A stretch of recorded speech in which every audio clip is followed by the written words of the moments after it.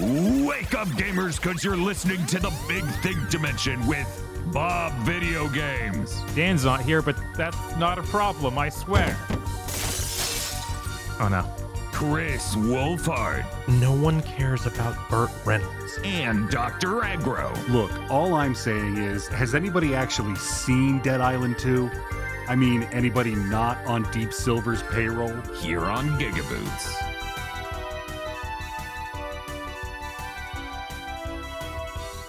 All right, we're here.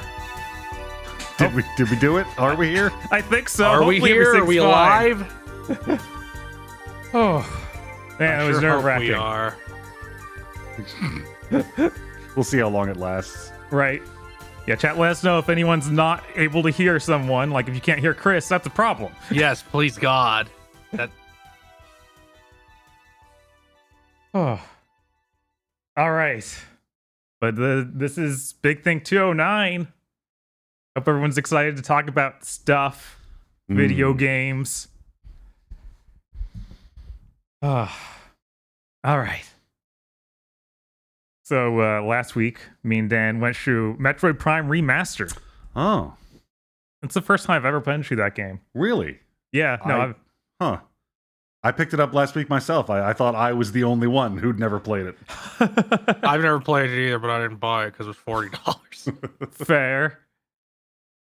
Did you get to play any of it, Aggro, or you just pick it up? I did. I got to play a good bit of it. Great.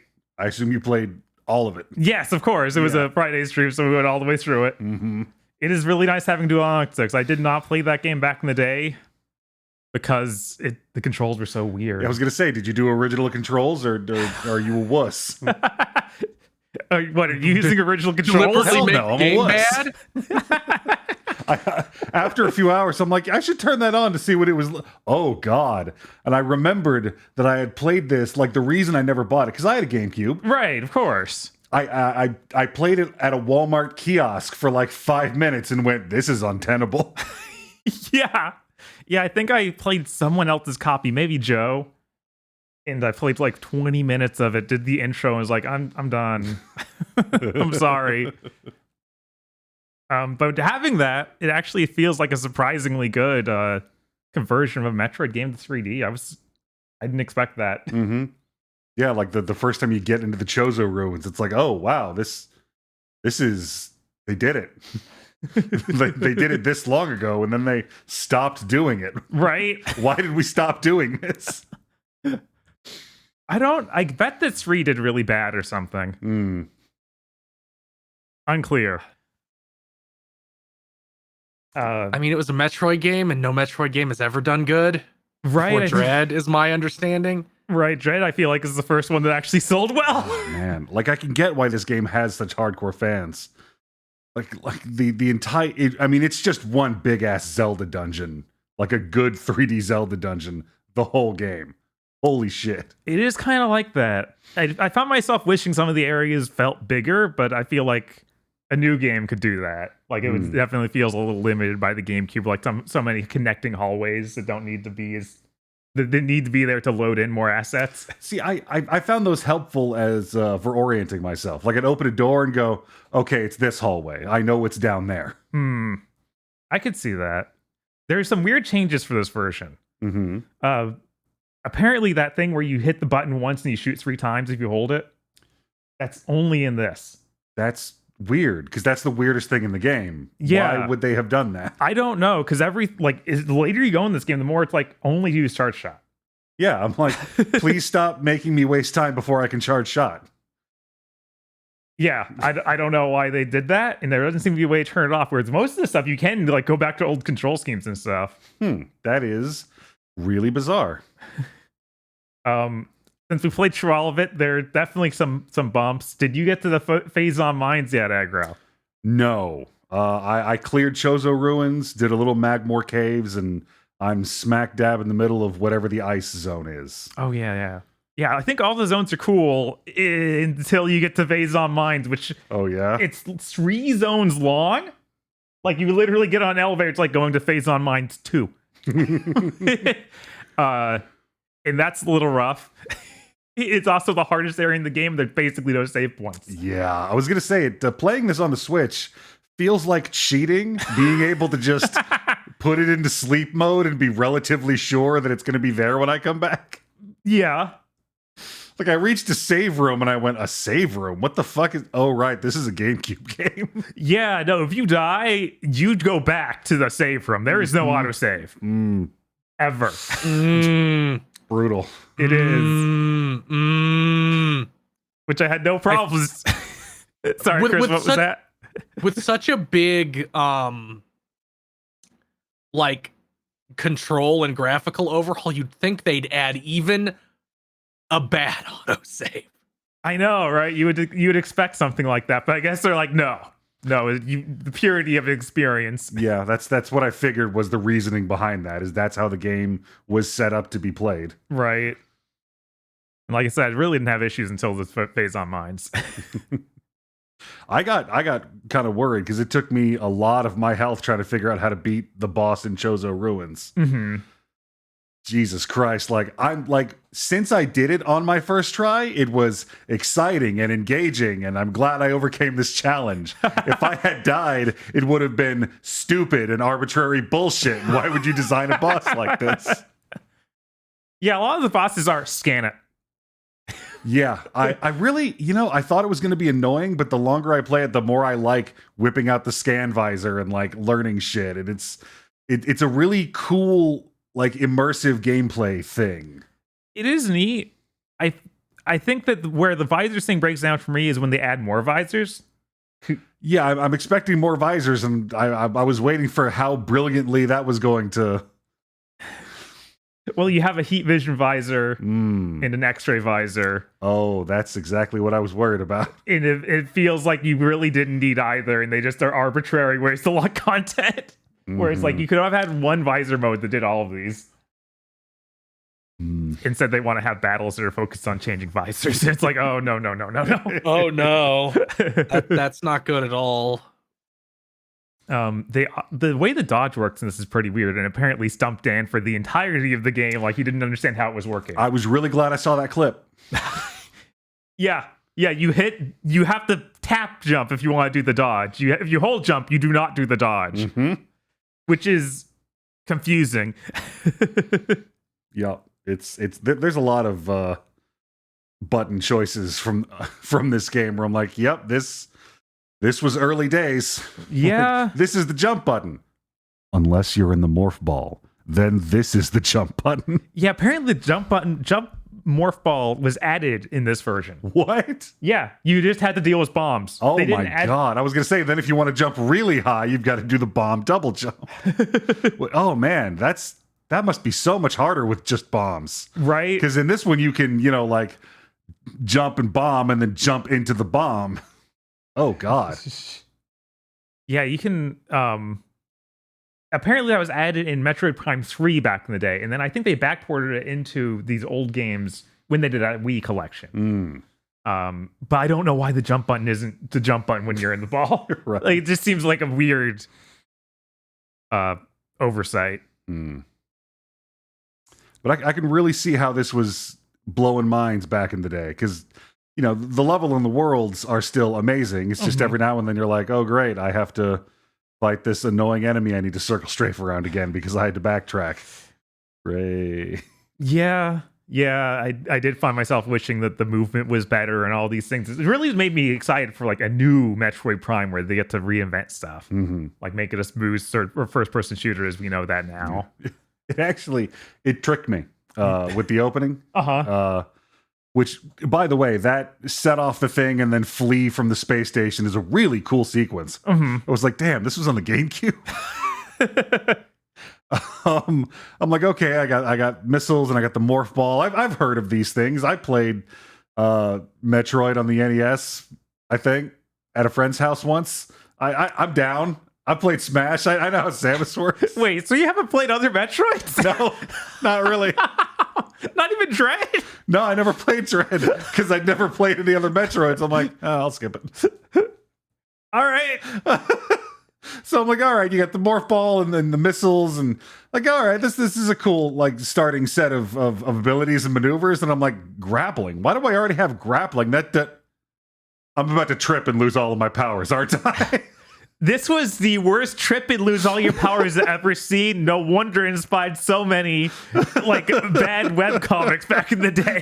Yes, I just remember 100 webcomics featuring Samus tripping over a storm drain and like all the pickups falling out of her down the drain. Right when this came out. Yeah, I did not know this was the origin point for all of those. So when it happens, it is the lightest little. She hits her head against the wall and so loses dumb. everything. I'm like, fine, take the morph ball. Give me back my shoulder pads. No. The music in this game is okay. The track for the Talon Overworld. Yeah. I keep going back and forth trying to decide whether or not it's ripping off like a main Pokemon theme or Hyrule Field. It is very Nintendo song shaped. Okay. Yeah, I know a lot of people love the soundtrack in this one, and I think there are some really good tracks in there for sure. I didn't have the same brain disease of like, this is Zelda that you did though. Well, I mean, that's just everything is run through that filter. How like unto Ocarina of Time is this? It's a piece of balsa wood, so 3 out of 10. We're getting there. They also do some weird things near the end of the game, which this is structure, so I don't think it's that much of spoilers. But there's a point where it's like, you've unlocked every area in the world. Go find hidden artifacts within that. And they're all given to you through cryptic notes. Yeah. I found the place where they listed all the stuff. Yes.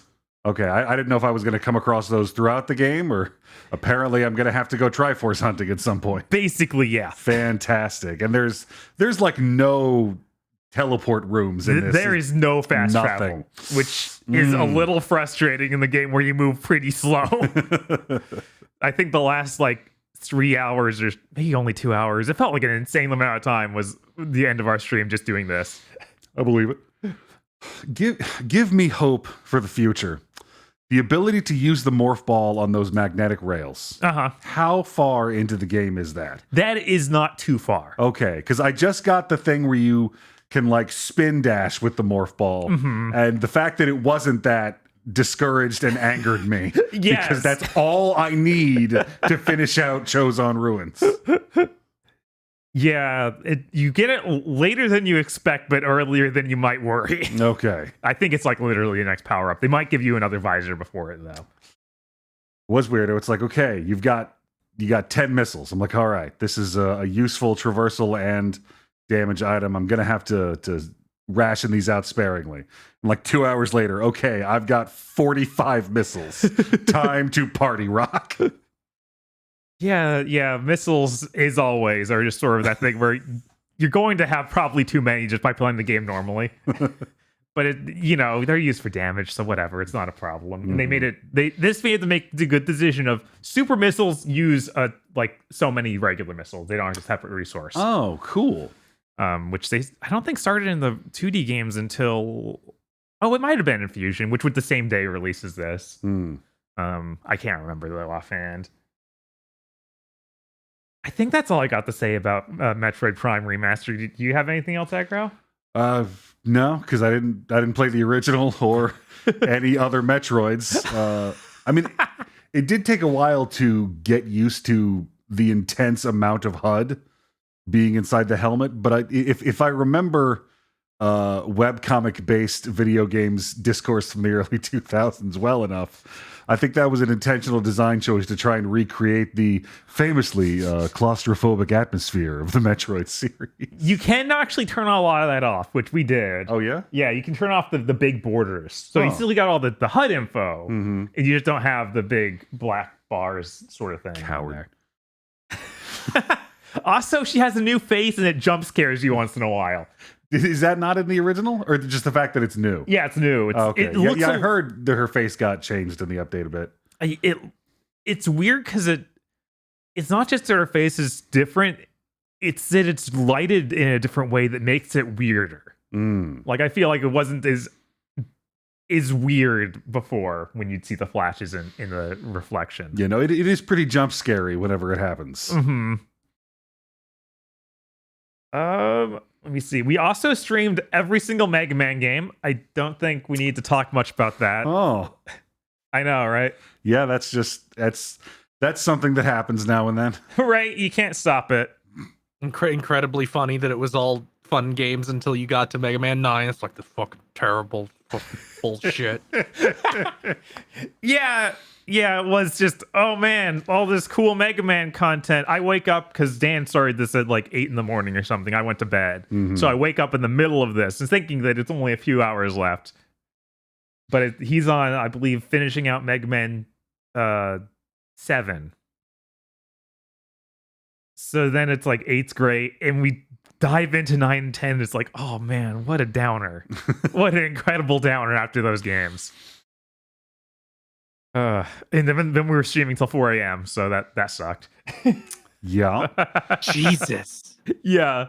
Refresh my memory. Was 11 good? Oh yeah, 11's great. Yeah, 11 Okay. was great. I remember everybody was deeply excited upsetting. about it. It's deeply upsetting. They're just like, no, we're not going to do another one. Yeah, seeing our old save Even though files, it sold incredibly well. Mm-hmm. Yeah, seeing the save files from 2018, being like, oh, this is 5 years ago. That hurt. That hurt. Because there's been nothing. Mm-hmm.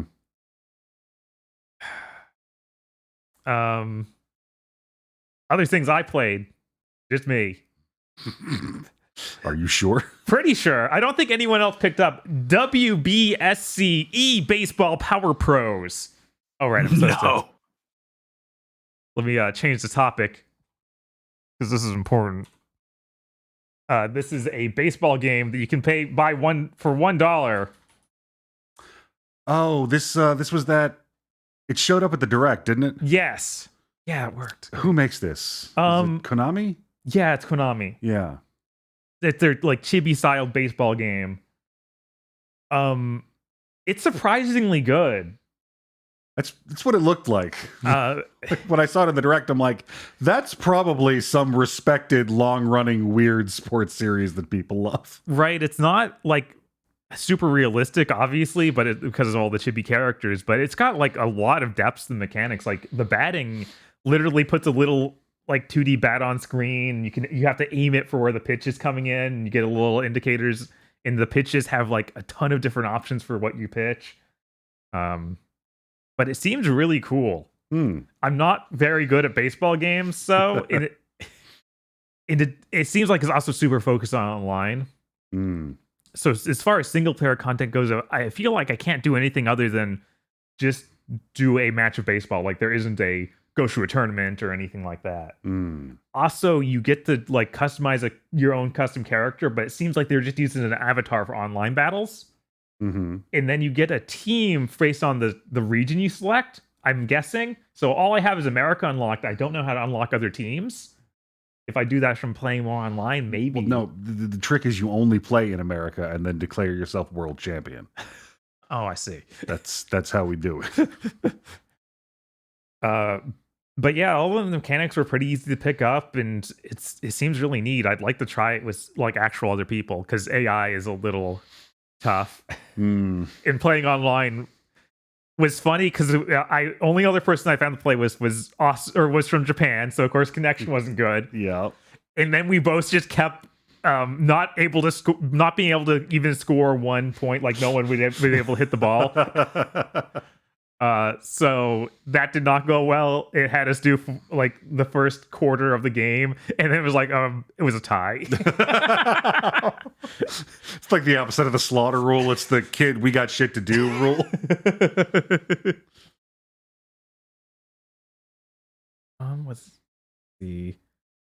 I also tried out the Octopath Traveler 2 demo. Oh, who'd you play? I played as the Warrior. The Warrior. Who is obviously a samurai. Oh yeah. And that was pretty neat. Because this one's a lot more advanced in the technological age it's aping. We're getting up into early modern period, early Victorian kind of stuff. I probably misspelled this, but you can deal with that, chat. Yeah, it's actually like samurais in a desert, which I thought was pretty neat. I don't feel like I've seen that before. And his class is really interesting. You can challenge any random town folks to a battle and learn a skill from them. Oh, that's cool. Is that his day or night skill? That's his day skill. Oh, that's his shit. What's his night skill? Just murder? His night skill is bribing people. Oh, that's fucking cool. That Typical samurai behavior. Yeah, no, that's awesome. But yeah, his setup is pretty neat. He's like, it's super typical though. Like it's the most generic. Oh yeah, he's the son of a lord, but he's the like second son, so he's not up for the like promotion to king. But the king likes him more. Oh. So he's going to let him become the king. Uh-oh. And he doesn't like, and the other brother does not like that. So he's going to like wipe out the entire town that this dude runs. Oh shit. And kick him out of the kingdom. Or, like try and kill him, but he just lets him leave eventually. So you're exiled. Oh, that's wow. Your brother's an idiot. No wonder he wasn't going to be king. Well, you see, he wants to be able to fight him at full strength because he's also a Goku type, I guess. Oh my god, that's gonna rule. Like, brother, I've returned with these 7 randos, and we're gonna kick your ass for my honor. He literally says, "Go gather your allies and come back." God, Wow. I can't wait to play this. His ass is not making it. No. It's going to be like that historical document that got passed around on Twitter where they showed like the who became king. And it's like guy 1 poisoned by his vizier. Is that how you say that? Vizier, yeah. Yeah, vizier. Guy 2 poisoned by the same vizier. Guy 3, the vizier, poisoned by his vizier. And these are all in the same year. Yup. That was really cool. And then it just lets you walk around the world map because I wasn't in jail. And I got to try the apothecary class. Oh. Which is, her story was also pretty neat. She's like a amnesiac who's been sent off from an island that was obviously like killed by some plague, and she's out looking for a cure, but she doesn't remember that, so she's just trying to remember who she is and helping people along the way. Mm. And there's also a rumor going around about how her set of apothecaries weren't actual apothecaries and just going around poisoning people and charging them. Not a great long-term business model. No, not really. I mean, if you're going to go through the trouble of collecting plants and creating poultices and potions, they might as well like actually do the shit you say they do. Her combat style is really crazy because she seems insanely overpowered. Like she uses she can mix stuff using ingredients that aren't like typical potions and stuff. Mm-hmm. So you get to do something like, okay, I'm going to mix these two things, so it's going to both heal me and restore all my MP. Mm-hmm. Or you can use them as attack. So it's like, oh, it's going to cause fire, a damage attack, and then a dark damage attack, like get 2 in a row. Yeah, but I mean, limited by the amount of items you picked up. Right. Like I picked up a couple items that were like can be used by an apothecary to make whatever effect hit all enemies instead of one. Ooh, I didn't get that. Mm-hmm. So that's exciting. What is it? I hope that they do interesting things with her story because it feels like they kind of give up the entire ghost of what's going on with her within the first chapter. Mm. So hopefully don't just act like I'm an idiot and didn't pick up on the things they were obviously laying down. Oh. And that they actually make something good out of it. What was it? I'm also still worried about how this game is structured. Mm-hmm. Because just like the last Octopass, when you recruit this person, you just walk up to them in town, talk to them, and they have incredibly generic text of like, will you join my party?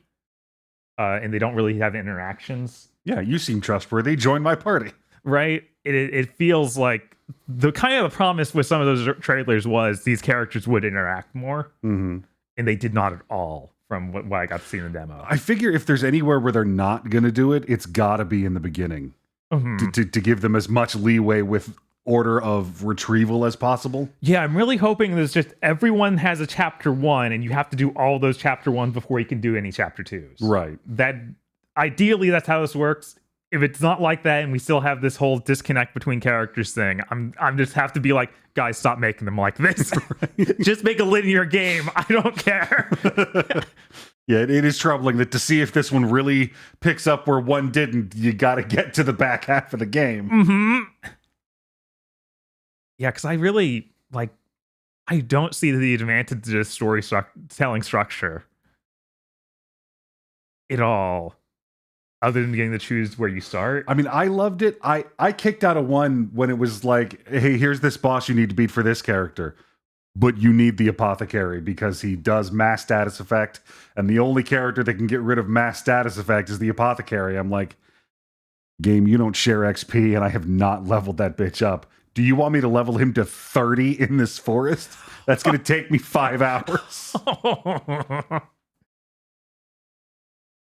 Ooh.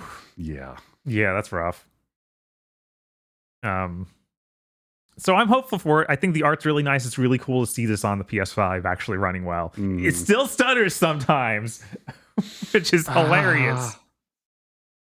But it's not too bad. What was your samurai's, I can't remember what it's called, his limit break? Oh, yeah, he unlocks, like, his dark power. Like, he literally has a bloodline technique. So he, like, goes shadow form and can do quick draw moves. Oh, my God. Yeah, it's... just slides across the screen goes black. Basically. I'm surprised they didn't have any lines about his eyes changing shape or anything. it's real direct. Did you hear it too? The voice on the wind. Let's see. The next game I played. I don't want to talk too much about this one because I'm streaming all of it tomorrow. Oh. And Eric Video Games will be joining me. It's Wanted Dead. Ah. So that's out. Yeah, it came out on Tuesday. I played the first level. It's worrying. It seems like it might be a downgrade from Devil's Third in basically every way. Oh no, that's not good at all. No. But I think it'll be a fun stream. Definitely. It crashed on me once in that first level. Oh no. Oh. It's gonna be a ride. The loading screen is a meme, like a really old one. Oh no. Oh, this is gonna be good. I'm excited. Also in danger, don't worry about it.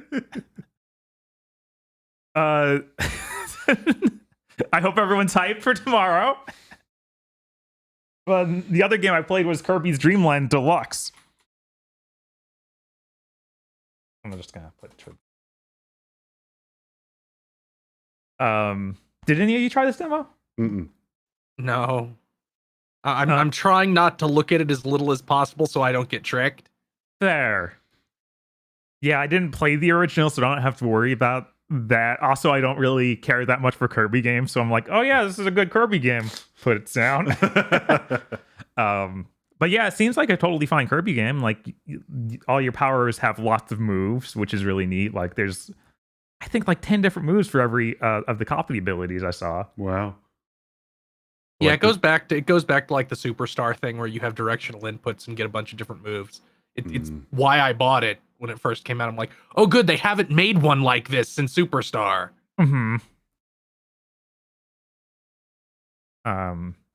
I also they added this big mini game mode. It seems like Megalore's theme park. Who Megalore is like the weird mage character they add to this. And that's neat. You get to go around like this big theme park map and fill out stamp tickets. You do these mini games. The mini games mostly seem like they're 4-player. And the stamps unlock new masks you can put on Kirby. And you can wear those masks in the regular game too, so you can just walk around with a Waddle Dee mask on if you want.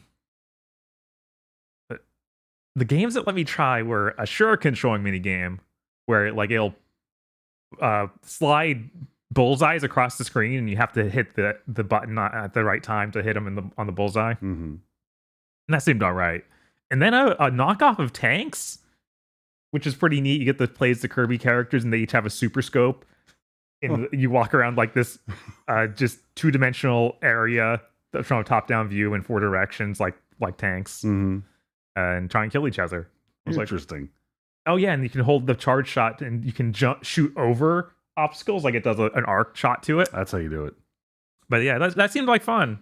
Like I could see conceivably buying the game for these mini games once it's cheaper, because $60 for mini games is a little much. And it's a Nintendo game, so it'll never be cheaper ever. I know. There's also what I found this insane. There's an easy mode for this Kirby game. Okay. I think that was in the original too. Yeah, probably. Because the Wii was the era where Nintendo was like, we're getting a lot of people who don't know what a video game is buying the Wii so they can waggle at Wii Sports. We need to give every single game nothing can kill you mode. Yeah, literally Megalore will pick you up out of pits. Yeah, it seems like you just are invincible. Mm. So that was weird. Kirby's already so easy. I was like, this is bizarre. Let's give him a surfboard and some sunglasses. All right. That's pretty much everything I played, but there was one other thing I wanted to bring up. Edgar, have you been watching Ippon Again anime? Yes, I have. That's really good. This is a judo high school girl anime. Is this what we're doing now that Dan's gone? We're just gonna talk about anime now. Look, the High Dive hid this from me, so I think people need to know. I actually went and every season I go look what's streaming. They didn't put this in the Simulcast section. They just straight up hid it. When I found it, it didn't have any art. It just had the title. The only reason I did find out about it is one of the random animators I follow on Twitter tweeted, "Oh yeah, I did this scene for this," and I was like, "What do you mean this is happening in this season?"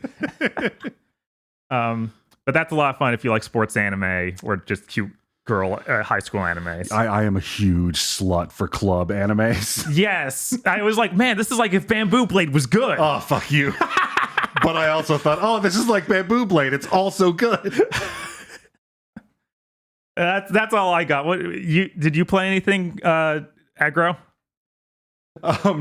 Not really outside of Prime. Okay. Chris? I started and finished Saints Row the Third. Ooh. Oh. That game has an opening with a lot of money.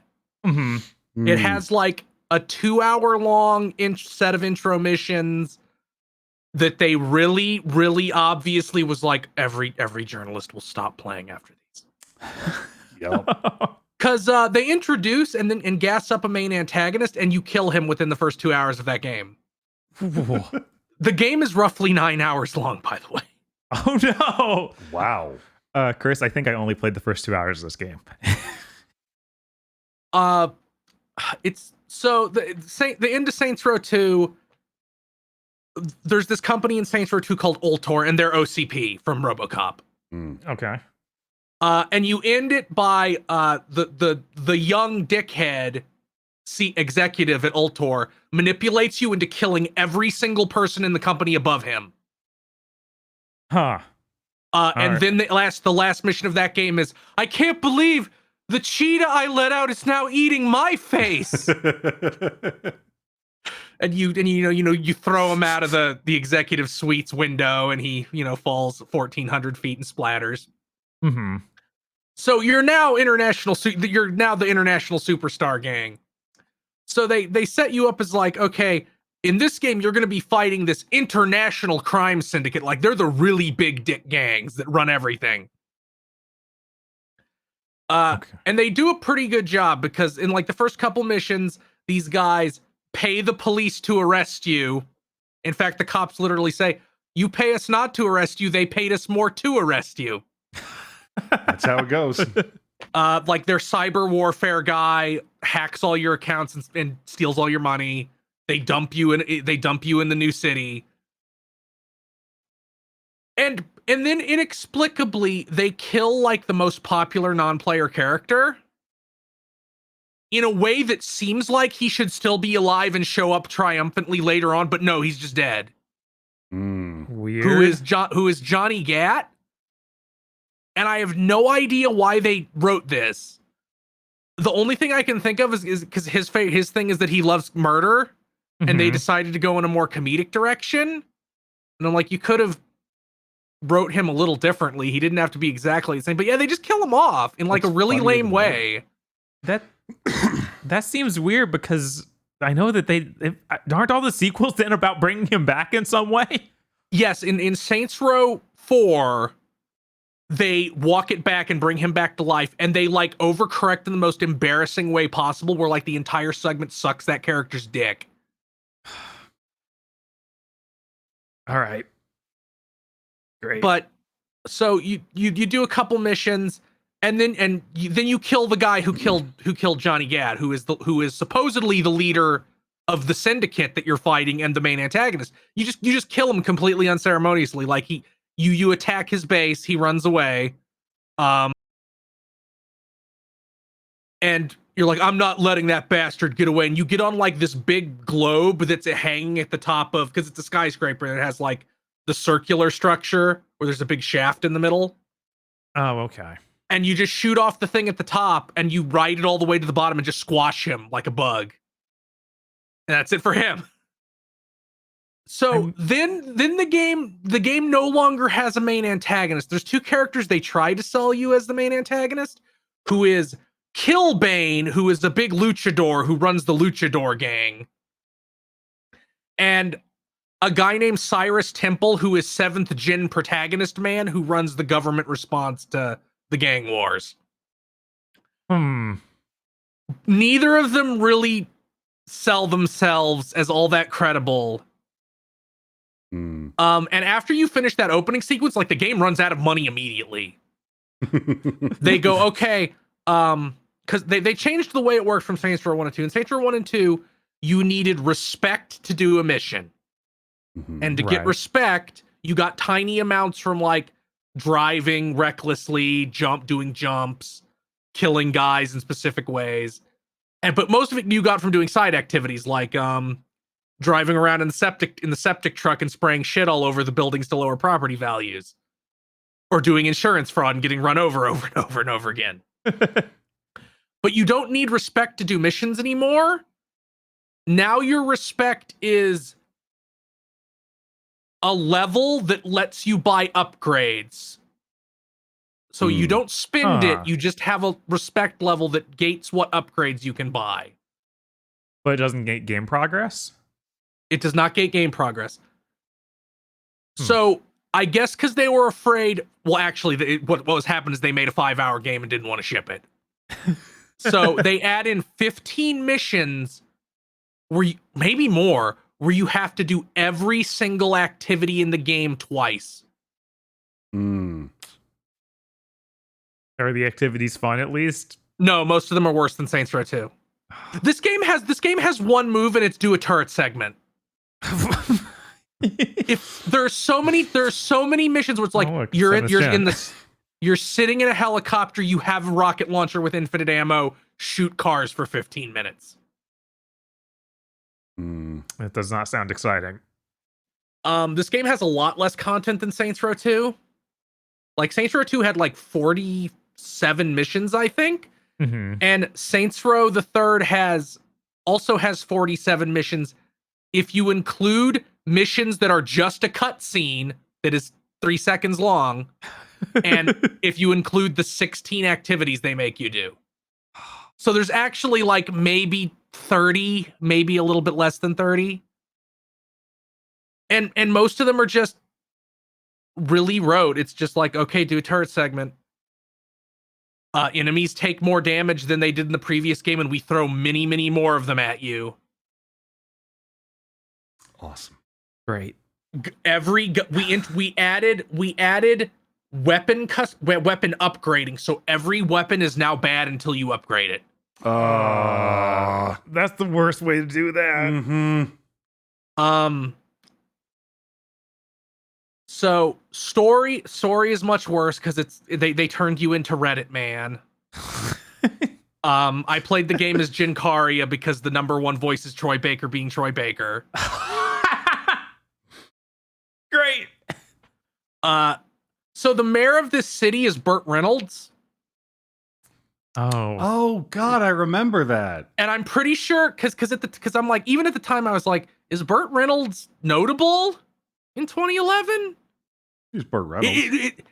The way all the dialogue talks about him, it legitimately feels like they wanted to get Chuck Norris and he said no.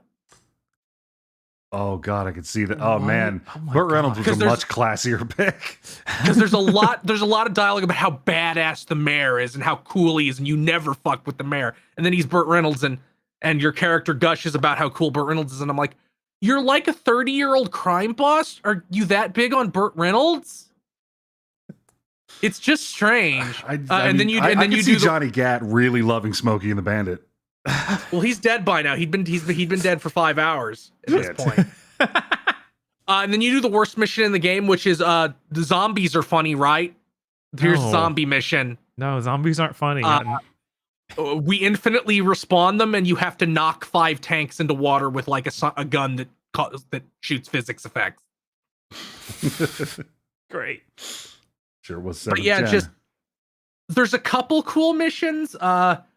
The other gang leader is fucking Yuri Lowenthal playing like a British nerd who is the evil hacker, and he like wears guy liner, and he made a cyber citadel from a shitty vampire show to fight you in because you have to go into VR to fight him. All right. And that mission is fun and memorable because he like keeps throwing status effects on you, and one of them is lag, so you're like slipping back and forth in space, emulating game lag, and it's actually pretty funny. But that's like one of the very few memorable things. This game also introduced moral choices. Oh, of course it's Seven's Gen. Well, not moral choices. They're framed as moral choices, but it's like pick between these really unimportant perks. Like one of them is okay, you rescued a bunch of women from the human trafficking. Do you sell them back to the evil cartel, or do you have your guy pimp them out? And I'm like, these both seem evil, but I guess I'll pick the one that gives me income over time because that'll add up to more. That sounds like more what I would expect from. If you tell me they did moral choices in Saints Row the Third, I would assume it was a crass joke. Right. I guess that kind of seems like maybe that's what they were going for there, because that seems just both wildly evil. Now, the end of the game. First of all, this game loves just shoving licensed songs everywhere, and I think only one time actually earns it, which is the mission where you skydive into the penthouse apartment while Power by Kanye West plays, which was also the trailer. Mm-hmm. Yeah, that the was trailer cool. that got me to buy the game. Mm-hmm. That'll do it. But at the end of the game, you're given a choice. You have to go save Burt Reynolds and your friends who are tied up to a bomb on like the Statue of Liberty equivalent in this city by one of the government agents because she's crazy. She's like, everybody needs to understand how evil the Saints are. We're gonna frame you, and everybody's gonna know you blew up this national monument and killed all these people. And your options are go stop that, or hunt down and kill Bane, the luchador guy, who you had defeated in the previous mission. You beat him and humiliated him in front of everybody by ripping his mask off at like WrestleMania. And you're not given a really good explanation for why you should want to hunt down and kill him. But that's the choice. What? Yeah, and seems weird. And regardless of which you pick, because you have to drive to the one you pick, it's not like a dialogue option. It just 2 objectives show up on the map. Mm-hmm. Regardless of which one you pick, I Need a Hero plays, even if you choose to let all your friends die and go for meaningless revenge. Except he didn't actually do anything that personal to you, so it doesn't even really come off as revenge. Well, no, it's playing ironically in that case. And which one you pick changes the last mission. If you get meaningless revenge, you get to assault the Shield helicarrier, which had been gassed up the entire game but doesn't actually show up until that mission. And if you pick the save everybody option, the last mission is filming a movie that's a joke about Mass Effect. What? Swell. In terms of gameplay, driving cars feels much, much better. Okay. I think everything else is a side grade at best. Oh right, didn't they do like a like 8th gen remaster of this? Yes, they did. That's what I played. It also fucked up all the lighting. Of course it did. So Yeah. the game was really dark. I'm like, I don't think the original game was this dark. Yeah, that's how that goes. Then I did 2 of the 3 DLC packs. They were both bad. What? 7th gen DLC that's bad, Chris? You got to be making this up. One really felt like they just cut. This was just shit they cut from the game because it just adds more activities to the map, and if you do all of them, you get like 1 mission. Because it was Genki Bowl 7, because with the fucking terrible, wacky Japanese game show Professor Genki character. Yeah. So it felt like all these things should have been in the game already. And the second one is a fan of the Saints made a clone of Johnny Gat who is like the Hulk, and you have to chase him around for 3 missions. Okay, now when you say who is like the Hulk, He's okay. There is this guy in Saints Row 3 called Oleg. He's a big, smart, cool Russian dude. He's one of the better characters they introduce. And he's like 9 feet tall and has super strength and is almost immune to gunfire. And the Syndicate had been cloning him before you rescue him from their base. The side characters are kind of fine. They give you 3. They give you Zemo, who is a pimp who talks with a voice modulator because he had a tracheotomy. He has like an auto-tuned microphone that he holds in front of him and talks, and it's sing-songy, and he's fine. Then you have the hacker girl, who is pretty funny, and I understand why people like her. And then you have Oleg, who is also real cool. Oh, and then you have Angel, the luchador, who is voiced by fucking Hulk Hogan and sucks. He's the worst character in this. Oh my god, that is gross. This was before Hulk Hogan was caught on tape 1,000 times saying it, by the way. Of course. But still, hey, we need somebody to voice a luchador. Oh, you know who we should get? Anybody but Hulk Hogan. That's exactly what I was thinking. Yeah. Well, this game. Saints Row 2, Saints Row 1 especially, Saints Row 1 and 2 like really lean into like urban gang stuff and like other cultures other than white Americans. In fact, there isn't even a white American voice in Saints Row 2. There's a British guy, but that's the closest you get. And then in Saints Row the Third, it's like our 2 main voices are Troy Baker and Laura Paley. And now you're Reddit man. So yeah, Hulk Hogan is of course who they would pick. It feels like it should have been a regular wrestler then, but okay. Well, he doesn't wear the mask until the end because he got shamed and pulled off him. God, what was I going on about? Okay, but the Johnny Gat clone is Oleg, the big guy's model with Johnny Gat's face on it. Fantastic. This DLC pissed me off a lot because it gives you a B gun, and it sucks. Is that a gun specifically designed to shoot bees, or a gun that shoots bees out of it? It shoots bees out of it, and it sucks. That's a crime. Yeah, it's like a ratchet weapon, but bad. What? And also 2 of the 3 missions are turret sequences. Oh, of course they are. Well, don't worry. Only the bigger part of the mission is a turret sequence. There's a tiny part of it that isn't at the beginning. Oh, good. I was worried. At least in the 3rd mission, you get superpowers briefly, so you can run really fast. And I'm like, man, it's going to be cool when they make a game on modern consoles that can load really fast, so they can let you run really fast. Also, you don't get a super jump, even though you can run fast, so it sucks. Oh. Yeah, I think one of those didn't one of those sequels add superpowers and was bad. Yeah. Saints Row 4 has superpowers, and it's fine. Okay. That was the one where it's like Yeah, Saints Row the Third sold really well, but THQ was on fire at the time, so they took all our fucking money, and we had no money to make the sequel to this game. So it uses the exact same map, most of the same, pretty much all the same assets, and you have superpowers. That's the gimmick. Great. But I wouldn't say Saints Row the Third is bad. It's just not as good as 2. Mm-hmm. I got the remaster for $10, so that was an all right price for it. Yeah. Okay. Some positives here. We hit the goal, which means on Saturday I get to start playing the Saints Row boot. It's a good name. And since I'll need a goal for while I stream that, I'm gonna do something incredibly ill-advised and put up a goal for Agents of Mayhem. Ooh. The Volition game they made between Saints Row 4 and the reboot. God, which I is forgot about that. which is just them doing Overwatch, except it's single player. Yeah, it seems like a weird. We want to make a hero shooter, but we can't. So we're making an open world action game where you have different characters you play as. It was really bizarre. It was really bizarre. So I'm excited to play the Saints Row boot, especially considering something we'll get to in news. Yeah, did you ever play Agents Mayhem before? No. At all? Okay. Nope.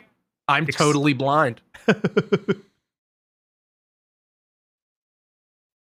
I played the other thing I played, which consumed pretty much all the time I was not streaming or working.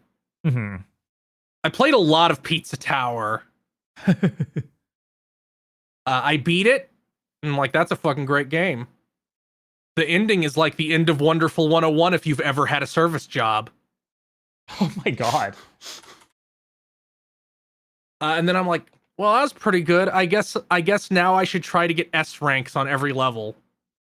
And I might get really mentally ill and try to get P ranks, which is P for pizza. Oh, damn. Oh my god. All right. Which is the highest rank you can get. There are 6 ranks: D, C, B, A, S, and P.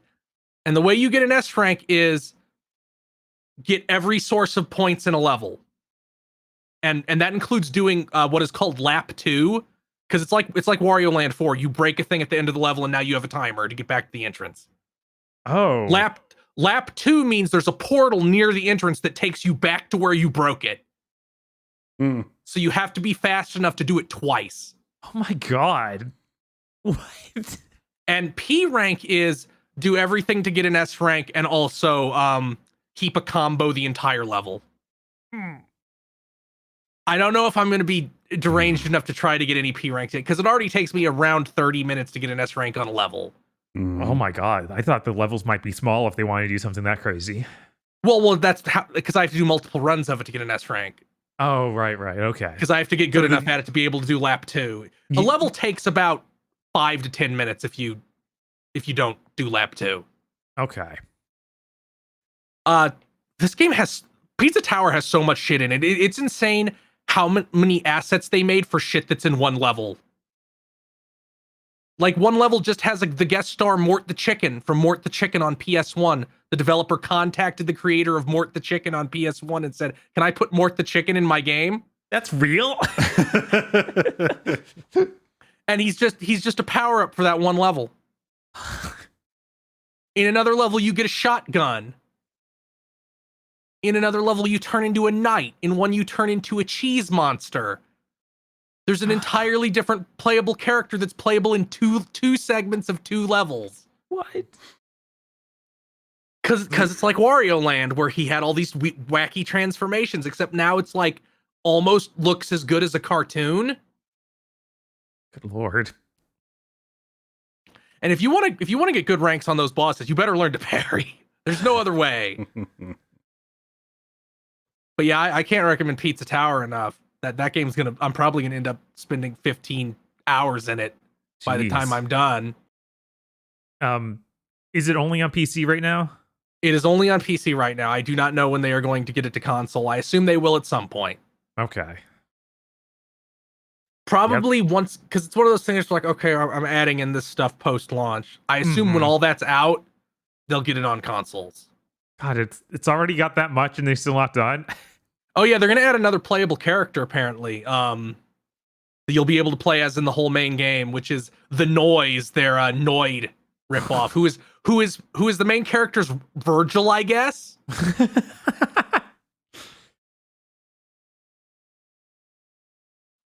Yeah, unbelievably great game. Man, I really need to make time to play that. Yeah, it's good. That's okay. You've got time to put it off. Yeah, I'll just keep putting it off until the end of the year again. Nothing could go wrong. At least Pizza Tower's only 5 hours if you don't go crazy and want S ranks. Mm-hmm. But me, I should put it off until all those updates are out and on a console. Maybe. That's all I played. I only played those 2 things. Okay, cool. I guess that means we're done, right? Nothing happened to this part of the segment. I mean, yeah. I mean, we could be, Bob. We could be. We are not being supervised currently. The Podlords. Oh fuck! Oh fuck! This. Okay. You can do it. I got We're this, struggling. Guys. There we go. And here's your song. You guys all like the song, right? Delicious soda. All right, now I need to bring up the document and read these Podlords. Okay, here we go. E. Lee Broyles. Corey Brown. Once again, I am showing you this pixel butt. Thank you. Good thing it's seared into my memory. Yeah, I don't look. We're not putting it up again. I'm sorry. Red Blaze 27. Suzu Shiro. BN 12. Shibuya Gato. Rado. 101 Shades of My Backer Awards got delivered 10 minutes before last week's BTD started. Hooray! Congratulations.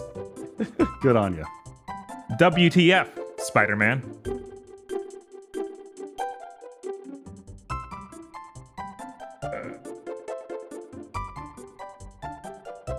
Silly Dillo coming into the Podlord section. Yeah. No. Get him out. Come on. Next time you complain about the cold, remember it can be much worse. That's rough. Amano Mugman. That is all. Oh, it's like Mugman from Cuphead. Yeah. Okay, that's weird. Oh, that's great. That's wild. DFW 3K.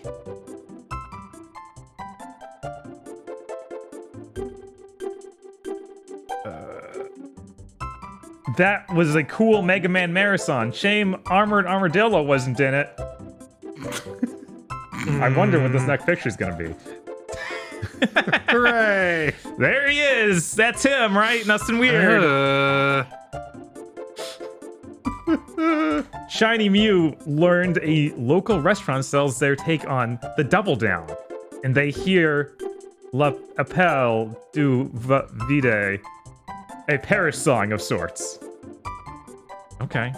Man, I don't think that anyone should sell the Double Down. But they do. Yeah, it made my legs give out the one time I ate it. It's like, it takes so much energy for my body to digest this, I have to sit down. Kristny. Kyle Bjork. I was gonna say. Adam, when he says last week's image and this week's image was from Bulgarian Treasure Planet. It's great. Don't watch it sober. Iron Aggro. Bliggled Blue. Sligdespoo. Monster Hunter Rising and Riding. Dos Criteris.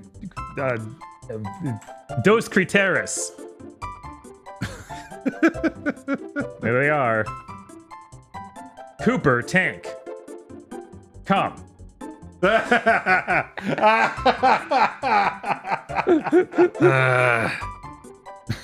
a deep cut. Drinking Peepsy. There it is. Drinking Peepsy for a whole month to see if it reverts to the chop gobble, or so to see if it reverts the chop gobbleification.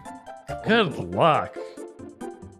Indigo Sykes has finally been earworm-appealed thanks to Chris Wolfhart. Thank God. Drive Type Cass. Rip Brent BT Garner, TurboGrafx homebrew dev. Bad. Apple Gossick wants to remind everyone to eat healthy when they can so they can avoid sudden hospital trips. Oh no. My son? A raccoon stuck in a cage.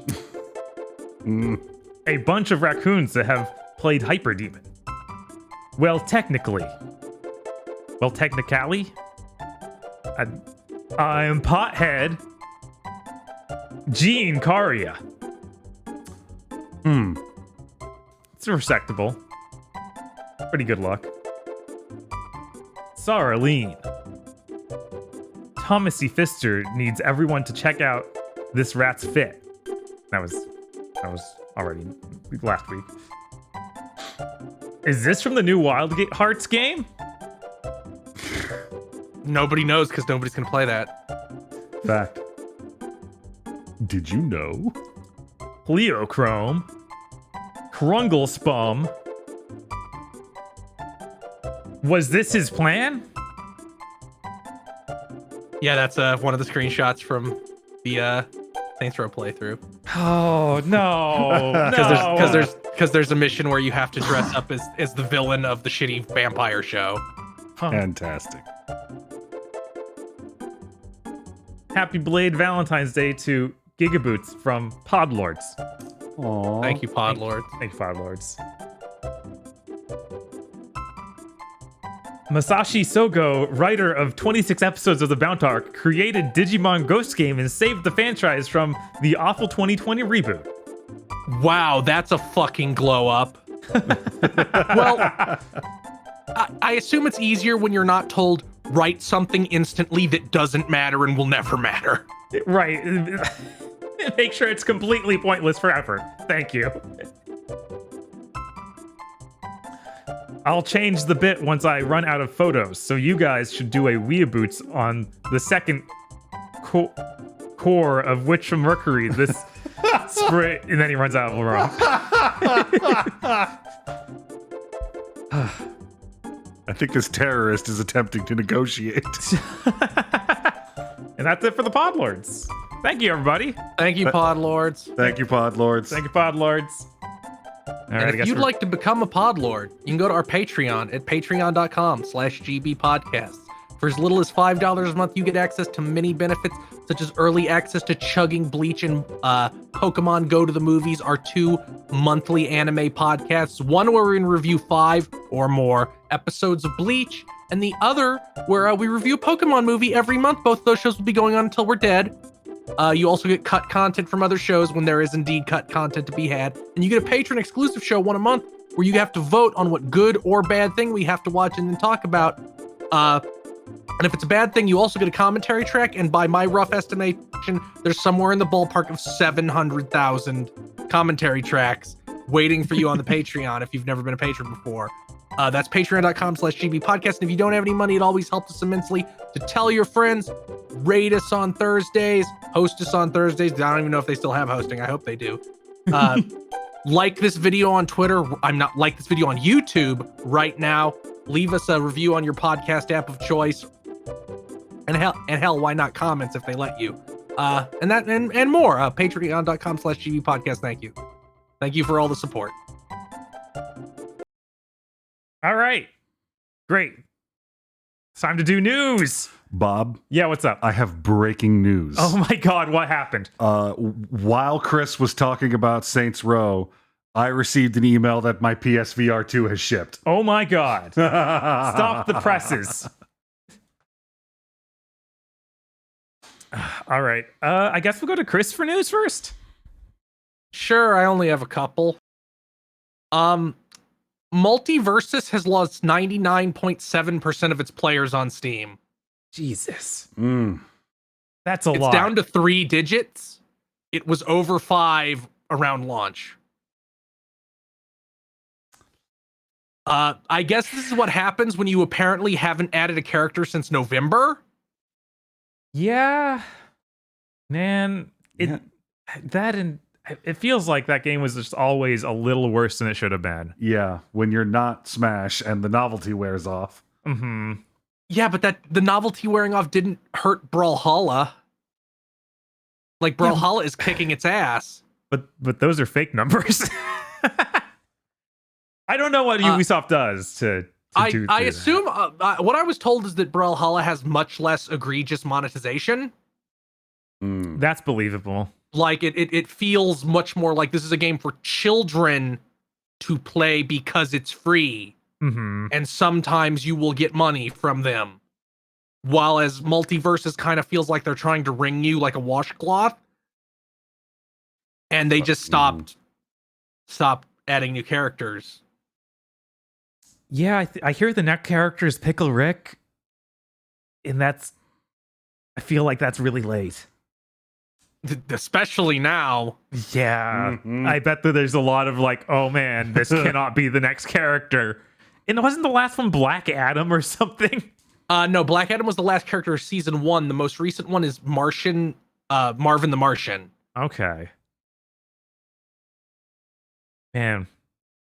Yeah, I really wish this game ever felt anywhere near as good as Smash. Like, it feels like just nowhere close. Mm. It is very funny that that Sakurai apparently played this and then immediately made that video. Hit stop in your game's important because there's no hit Yeah. stop in Multiversus. Yeah, no, it's really apparent that they made a lot of mistakes, and they said that they were working on rebalancing it, but then I feel like it didn't really change. Like, the changes need to be so deep in it that it's impossible. Mm. There's so much money in it. I assume they're gonna they will attempt to save it at least a couple times. Maybe. So I assume at some point they'll be like, we're back and we have all these balance changes and a couple new characters. Here's the other new characters that are coming. Please don't leave us. Please don't let us drown. Yeah, like, they also did weird stuff of having 2 Gremlins characters, which I care about Gremlins, but I feel like that's not Oh, a selling point. you got to have both of them. Yeah, their character picks always felt kind of weird. Like, it felt like some executive. Well, first of all, everything related to WB right now is on fire on every level. But it really feels like on some level they were like, okay, this new thing is coming out, release the character related to that. Like, that's the only reason Black Adam would be in it, is because he had that movie. Mm-hmm. And they had fucking LeBron James from the worst movie ever made, Space Jam 2. Yeah, and that didn't even get timed up with the release of Space Jam 2. It was just like, yeah, he's in this game. Yup. Months afterward. I guess that was like a whole year. I think, Oh. I forget what Space Jam 2 was. It was a while after, it was a while before Multiversus even launched. Right? Mm-hmm. And then LeBron wasn't in at launch of that even. No. I think he might have made it to the launch of the game after the early access period. So yeah. But yeah, hope they can save it. Yeah, it'd be nice to see it turn around. Sonic Origins Plus was rated in Korea. We don't know what that is yet. Maybe it's a version of the game that's fucking fixed. That'd sure be nice. Game of the Year edition. It should also have the fucking songs they didn't bother to try getting in it. Mm. Yeah. Yeah. Some of those songs they have in 3 are just unacceptable. At least this imply the existence of this, assuming we don't get more in it and it's just bad. At least the implication is that like the Sonic Mania team who worked on this were not banished for saying, hey, they fucked up in what they are working this. Because that was always the fear, that just Sega would just be like, okay, you said something publicly, we're never going to talk to you again. Mm-hmm. Yeah, that's definitely the fear. I did they do a physical release of the regular version? I don't know. Yeah, I worry that this is just like a no frills physical release. I don't think feel they'd like we have don't to call have it that plus. re-rated. Yeah. That's true. Okay, there was physical versions of it. Okay. So hopefully that's something. Last of my news. So last September, the Saints Row reboot, Saints Row Boot, came out. How'd that go? It reviewed poorly, and people didn't seem to like it. But Embracer leadership came out and said, "No, don't worry, guys, it broke even. It's going to do great." And then they immediately shipped Volition off to Gearbox, and then they're now apparently a Borderlands support studio. And this week in Embracer financials, it came out that they lost their ass on that game, and it cost $100 million to make. Oh, what's that game take $100 million? Again, I assume that based on what I know about the game, and we'll see, we'll deep dive into it when I start streaming it, that it was a service game at some point, and there's just a graveyard of shit that got cut because they spun their wheels and had a broken development cycle. Yeah. That's rough. Like, the moment I saw footage of that game, and I'm like, why do enemies have health bars? Why are some of the health bars armored? Was this a service game? You. Yeah, or an Assassin's Creed modern era, which is basically a service game, but they want you to pay $60. So yeah, and I remember them saying that, we're gonna determine what scale of AAA game we make based on how good this does. So if you were hoping for a new Adam Jensen Deus Ex, it's over. It's weird to put anything running on Saints Row, because Saints Row's been in a downturn for years. Like you said, 2011 is when the third came out, right? Yeah, but the third sold really, really well and reviewed really well. Right, but everyone has been bad since, so it feels weird. Well, and then Saints Row 4 also sold well and reviewed well. It's just that their parent company burst into flames. Right.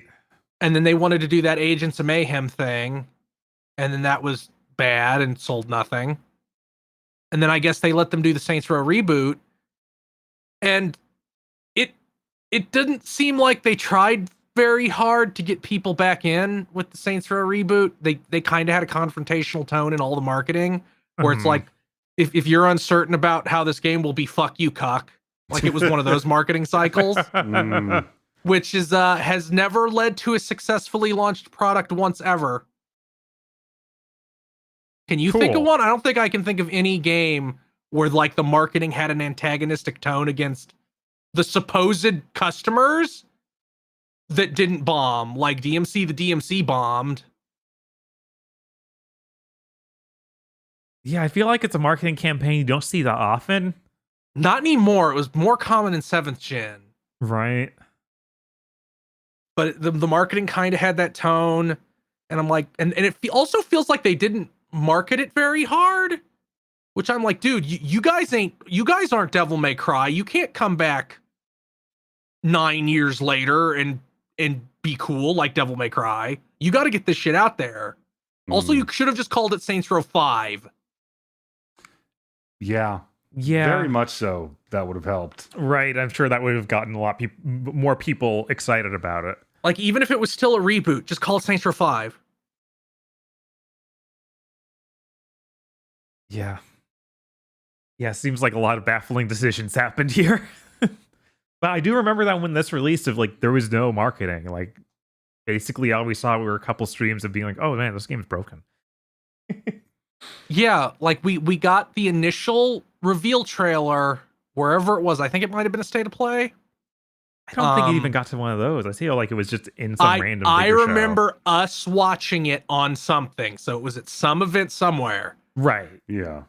And then I don't think we ever saw it again anywhere. Yeah, it did feel like that happened. And I think to hype it up, they're like, here's the studio where you can make your character. I'm like, I don't think that's what people really care about, but okay. Yeah, just Volition just seems like a deeply dysfunctional studio at every level now. Mm-hmm. I hope they enjoy making the billion guns that are going to be in Borderlands 4. Hooray! But that's all my news. Great. Dr. Aggro, what do you got for me? Let's see here. So, some of you may have read an announcement on the internet. The Dead Island 2's launch date has been moved up a week. Will now be releasing on April 21st. But I'm sure that none of you were ignorant enough to fall for this kind of chicanery. Because because you're discerning consumers of media, that Dead Island 2 is a myth invented by big media to sell you Dead Island 2. Think about it. Where'd they move that release date? April 21st. Same date as... What? Advance Wars Boot Camp. Oh my god! It's a code. Not coming out. You might also know that April 21st is the feast of Saint Aloysius Gonzaga, who died while caring for the victims of a pandemic. Okay. COVID killed this game. It's never coming back. They're trying to tell you. All the clues are there. They tell you, oh, we're releasing it early because it went gold. It went gold, like the gold in Fort Knox that's not there anymore. Wake up, sheeple. Do the research. Dead Island 2 is not real. Thank you, Dr. I bet, Aggro. I bet Bob wishes it wasn't real. Because if it's not real, he won't have to play Dead Island 1 on stream and then Dead Island 2 the next week. When Dad read this news from Aggro yesterday, he was like, yeah, we're going to have to play that, aren't we? Yup. So I'm very Sorry excited for your loss. for this to be fake. I hope you're right, Aggro. God, I remember Dead Island 1. Oof. Yeah, it's rough. In real news about things that are real. Okay. I mean, it's not really news, but Sony put out a couple of teardown videos for the PSVR 2, the headset, and the Sense controllers on their YouTube channel. They're separate videos. They are full on take the thing completely apart, piece by piece teardowns. They're pretty good. Oh yeah, I started to watch that and was surprised that he kept tearing things off. Yeah, just ripping that thing apart. I also like that you can actually just naturally remove the eye guard so you can clean it. Mm-hmm. Like, yeah, that thing's probably gonna get nasty. That's pretty sweet. You got to see all the little internal parts. All of the PSVR 2 reviews hit this morning. Oh. Like, as soon as I was done watching the teardown, the algorithm was like, here's 20 reviews from guys you've never heard of who got it for free a week early. And I'm like, fuck all y'all. Fair. But now I've got my shipping email, so everything's right with the world again. I wonder if that means it can show up early. It is. I mean, that's what I'm hoping on. It says the 22nd. Okay, that's what it says. Right. We're gonna see how that goes. I'll like, if it's not here on the 23rd, I won't be either. I'll be at a post office with. I'm not gonna finish that sentence.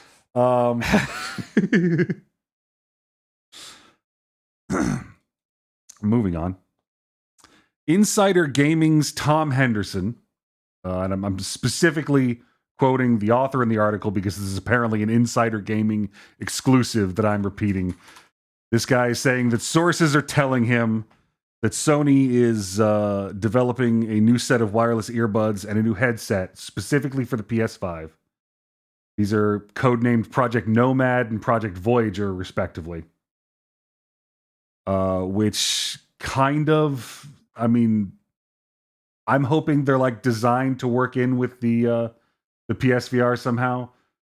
We're looking at maybe they're supposed to be, according to I mean, it's according to a lot of people, but I think it's just according to Jeff Grubb. Supposed to be a state of play sometime in the next couple of weeks, next month. I mean, the other two companies did one, so their turn. Yeah. So we're probably going to see maybe these peripherals, that new PS5 version with the external disk drive. Oh God! I keep forgetting that's the thing with that. Mm-hmm. Because I'm excited for a slim model. I don't want an external drive though. Right. So we might be seeing a big hardware based state of play. Like, you can buy PS5s now. Here's some shit to buy with them. Yeah, I imagine the new earbuds would work or be designed around the PSVR. Because that thing's got wired earbuds right now, and maybe the headset's also something like that. Yeah, because I mean, like the current Pulse headset. I mean, you've seen it. It's Sony white. It works with the headset just like it did with PSVR 1. But yeah, I'm interested to see what a new Sony PlayStation focused headset would look like. I thought that the newest Pulse was really near the launch of PS5, but maybe I'm wrong. I believe it was. Okay. I think I got it like as soon as the PS5 came out. Yeah, so maybe it is just both the weird offshoot of both of those for the VR, but I don't know. Yeah. Nobody knows. Nobody knows. Rumors, speculation. Teach the controversy. Yeah, I walked into a store the other day and saw a PS5, and I'm like, it's over. Yeah. Right? Yeah, I did that with the stores I went to. Also had them. It was weird. I no longer have to be terrified that mine will somehow have a hardware failure and I can't get another one easily. Yeah. All right, I guess I'll move on to my news. Let's see here.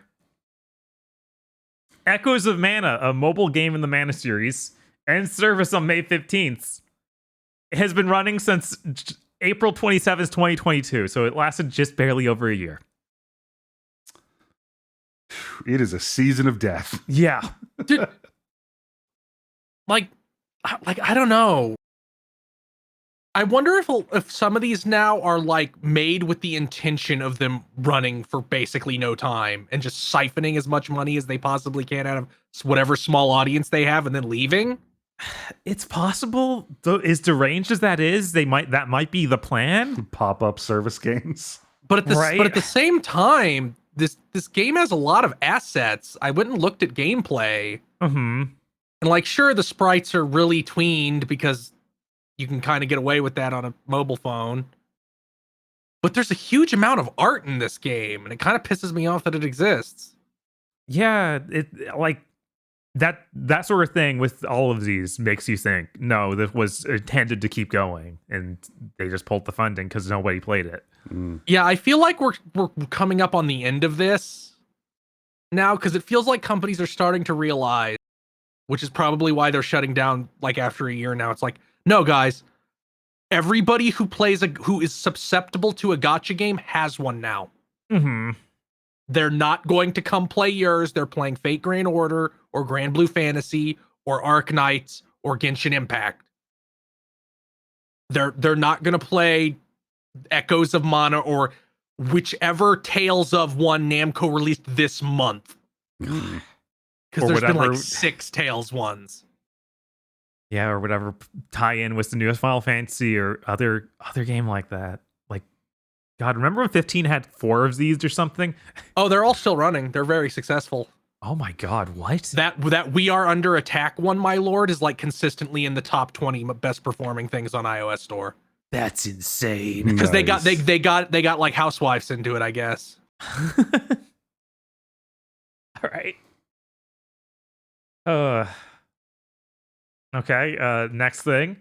Sega announces 404 game set for iOS and Android. This is directed by Yoko Taro and uses classic game IPs reimagined as anime girls. They showed off Outrun, Afterburner, Virtua Fighter, and Virtual Cop. This is different from Sega Hard Girls, which is something they used to do. Is it? No, but they're just pretending it is, because that was whole consoles. These are individual game franchises. Very different. Well, this has Yoko Taro involved, so it's creatively rich. Yeah, presumably they'll let him do some weird stuff. I don't know if we're even getting this in the US. Yeah, it's questionable. It has Yoko Taro's name attached, so we tend to get stuff with his name attached because he has name recognition. Right. Yeah, it could just be that thing of they only did the initial announcements fully in Japanese, and it was an intention to do like a push into the US later. I still assume this will also close down within a year or two. Because I think that the Nier one's even closing down. Is it? Oh yeah, I think it is. Yeah, so that's neat. Oh man. I'm gonna hold off on this news for a second. Fight and Rage is coming to PS5 and Series systems. It has 120 frame per second mode. This is a really cool old tool beat 'em up Streets of Rage style game. Yeah, it is. It's really cool. I liked it a lot from what I played of it. I'm excited to play a version with 120 FPS mode. Yeah, it's coming out March 1st, so it's not even like a full month away anymore. I'm probably pick that up again. Okay, this one was really funny. They announced Sea Smash VRS for PSVR 2. The demo comes out March 23rd. Mm-hmm. This game is a reimagination of Cosmic Smash, an arcade game that never came to the States. It was only in the in the UK and Japan, and then on Dreamcast in Japan only. In this, it's like a really weird game. It's apparently a mixture of Squish. I'm sorry, of what? Okay, I also need to look this up. Squish is a racket. No. What's the name of this game, Bob? Squash. Sorry. Squash. Wait, did you not know what squash was? I'd never heard of squash. I wondered why you described squash in the news here. Have you ever heard of squash, Chris? Yes. Quish. It's quiz. Yes, I have. All right. I was unaware. I have played squash. It seems cool. It's scary. Yes. And loud. I went and looked up a professional match of it. Oh God. It was like, oh wow. Yeah. I never played the racket version. I played the version they let kids play where you use a dodgeball. Oh yeah, wall ball. That sounds a lot safer. Mm-hmm. This they put him in a glass box and have them hit the ball at the walls around them. Man, but this is a retro aesthetic 2000s era, or I guess 90s era looking 3D models with they're all plain white with orange outlines. And it's like a VR version of that. Neat. So that was cool. And it also mixes with Breakout. So I guess that there's not just versus other people. There's literally I need to break out or destroy blocks. Sounds good. So that's exciting. Sounds like a cool VR thing. It's made by Wolf and Wood, which are a VR developer who's been going basically since 2014. So their first game was on the prototype for the Oculus. Nice. That was a chair in a room. And their newest game is Hotel R&R. I have no idea if these are good, but at least I've been doing it forever, so maybe. Let's see. My last piece of news. In a report that Microsoft made to the UK CMA, they admitted that putting games on Game Pass caused a significant decline in game sales. Say it again, Bob. Say it again for the people in the back. Say it again. They admitted that Game Pass leads to a significant decline in game sales. They redacted exactly the percentage. In a filing to a government agency, they have officially said this themselves. Shut the fuck up. I don't give a shit. In 2008, when it had just started, Phil Spencer told an insane lie about how it affected Forza sales. You know, so many times people brought that up to me, and I'm like, he's lying. He has no incentive to not lie. And if you're not stupid, you could tell by the fact Game Pass got big fucking games the first couple years. Then that stopped entirely. Now they only ever get AA shit at most. Mm-hmm. Yeah, and there's a reason. Yup. Yeah, they still get big stuff once in a while. Like we're getting Atomic Heart next week. I would say that's a AA game. Yeah, I would say that's a AA game. I wouldn't even say that's a AAA game. Like it's on the top of that pile, but it's in that pile. I'm sorry, that trailer sold me on it's a AAA game. It's very big and important. It has plot twists, guys. It does. It tells you a story through cutscenes. They made that very clear. Oh, you're probably right. It probably is lower end. Man. But yeah, this is insanely obvious, so it's great to just see it come out. Mm-hmm. There's all sorts of fun stuff coming out of the UK. Yes, it's really great when they have to literally tell them, like, in no mixed messaging, no weird terms, exactly what's happening with their business. There was the one.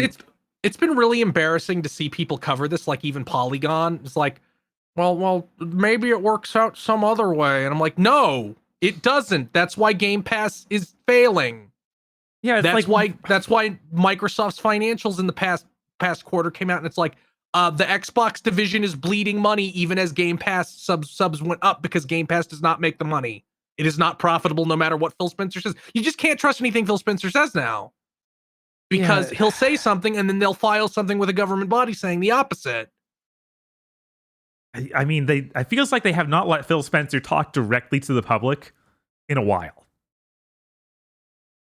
I don't know. It feels like he's on some fucking podcast every other week. It used to be that way, but I feel like I haven't seen those since the beginning of the year. That's because they're getting ready to fire him and he's training his replacement. Oh, God, I hope. I really do hope. Oh my!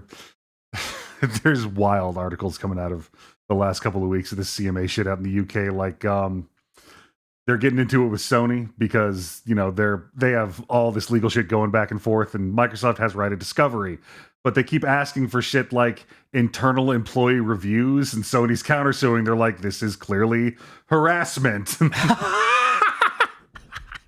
I knew they were asking for way too much, but I did not know the extra level. Yeah, part of the reason we're probably going to get a state of play soon is one of the things that Microsoft is demanding is like Sony's internal release schedule.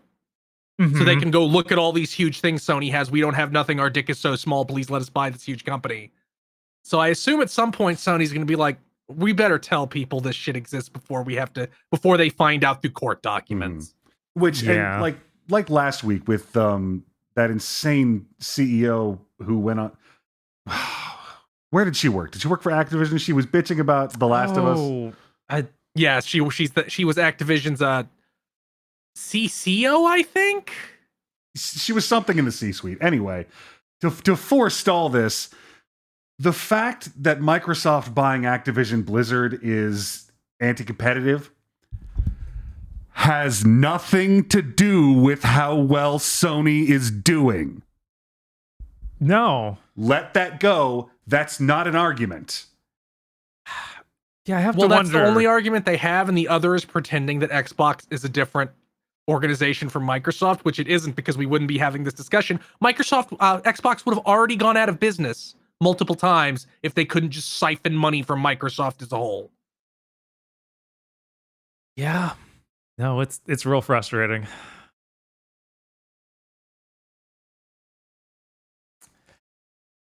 You guys got any more to say about this? I think it's funny that this finally came out and we stop having to listen to Phil Spencer ever. Oh, it's so good. But I don't really have anything else to say about it. No, that's pretty much it. Else to say.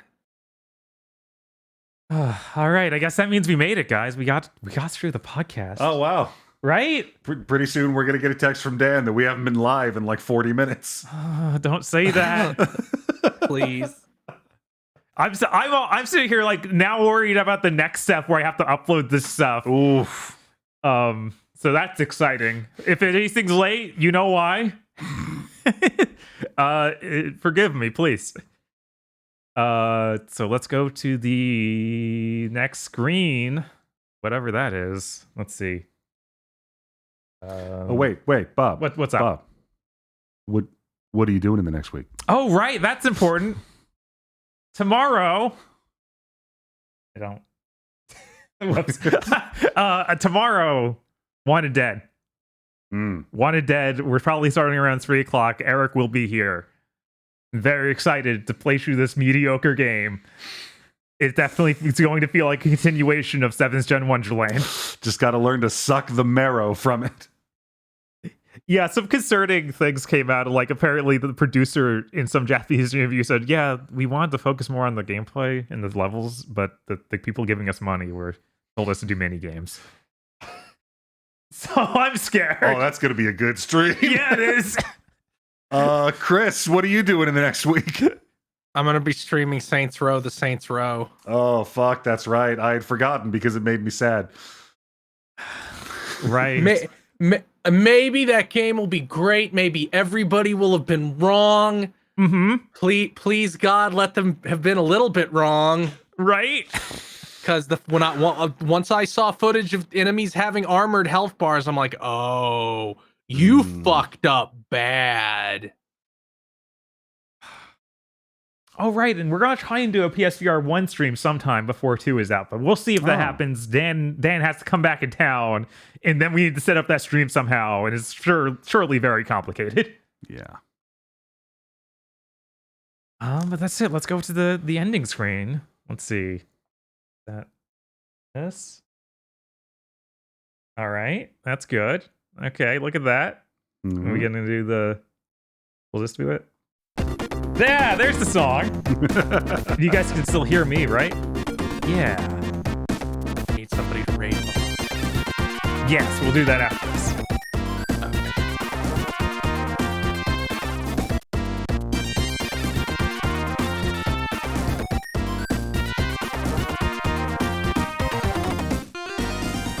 Thank you for listening to Big Think Dimension.